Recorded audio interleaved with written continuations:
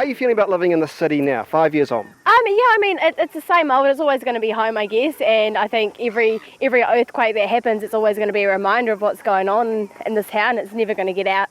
We're never going to get away from them. It's always going to be something that's here. It is hard to obviously get through, but yeah, it's something you've got to live with and deal with it. Well, it's 5 years and nothing's happened, eh? So, what's the government doing? And they're not doing a lot, are they? Really? The one we had the other day was a bit of a shake-up, a bit of a reminder of what we went through. But emotionally, feeling pretty good. I was fine until the other day, and then I was really churned up, nervous again, and yeah. What's changed for you, if anything? Nothing really. I've kind of been non-affected, to be honest, yeah. We've all come together after the earthquake, so we're just one big kind of family. Has your life changed 5 years on? Not really. I think it was quite a lot of stress with the earthquakes, and just that's kind of helped us to be stronger. Yeah, great. Yeah, I think the city's coming along really well. There's a lot of development going on and that sort of thing, so it's good, yep. So how are you feeling 5 years on about living in Christchurch? Depressed. Why is that? It's not the same city as it was before, and things have just taken too long to come back to normal. And to see the suffering and the people that are still waiting for EQC and insurance is disgusting. What makes you continue to live here? Well, I think it's going to be really good in a couple of years with all the new buildings.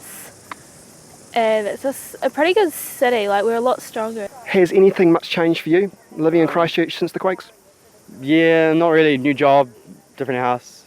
That's about it, really, for me. We've got out of our two-storey house into a one-storey.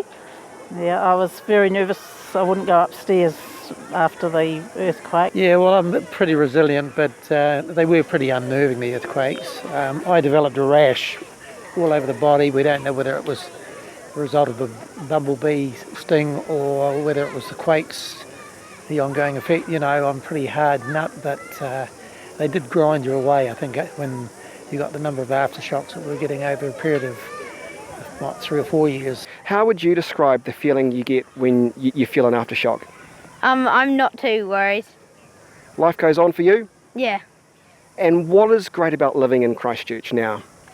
Having my grandpa here.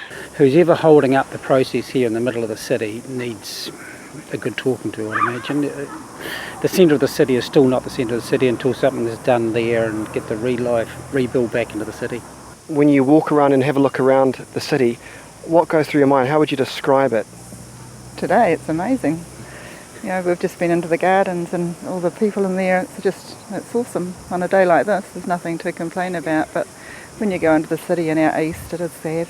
I think people are trying to move on with their lives, and obviously the rebuild is going to be something that we're going to have to go through, and everyone's come together as a great community, and it's pulling together and doing what we can to help each other out, I think.